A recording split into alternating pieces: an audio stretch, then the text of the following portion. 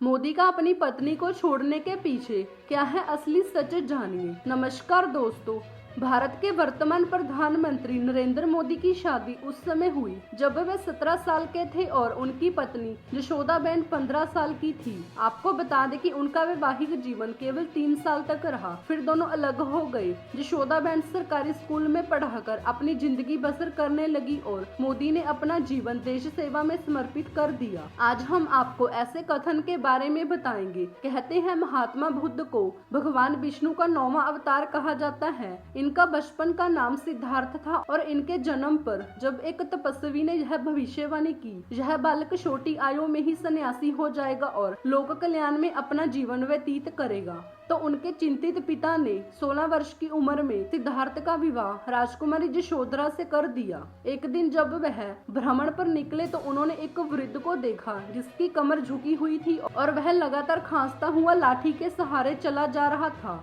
थोड़ी आगे एक मरीज को कष्ट से कराहते देख उसका मन बेचैन हो उठा। उसके बाद उन्होंने एक मृतक की अर्थी देखी जिसके पीछे उसके परिजन विलाप करते जा रहे थे।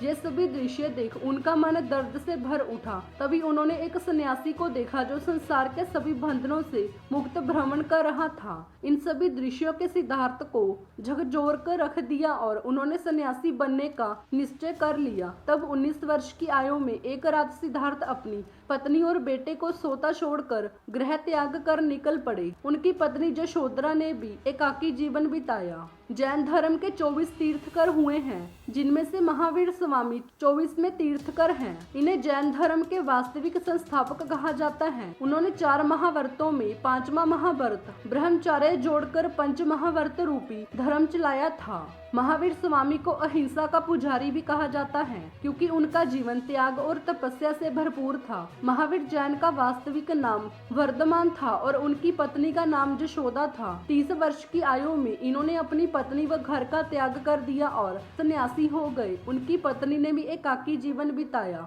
यशोदा, यशोधरा एवं यशोदाबेन तीनों के पतियों ने अपनी गृहस्थी का त्याग कर सेवा में अपना जीवन व्यतीत किया। अब आप ही बताएं, मोदी का अपनी पत्नी को छोड़ना संजोग है या फिर इतिहास। दोस्तों, अगर आपको हमारी ये जानकारी अच्छी लगी तो कमेंट करके बताएं, लाइक और शेयर जरूर कीजिए और आगे भी ऐसी खबरें देखने के लिए हमारे चैनल को सब्सक्राइब करना ना भूलें क्योंकि हम हर रोज ऐसी खबरें आपके लिए लाते रहते हैं। धन्यवाद।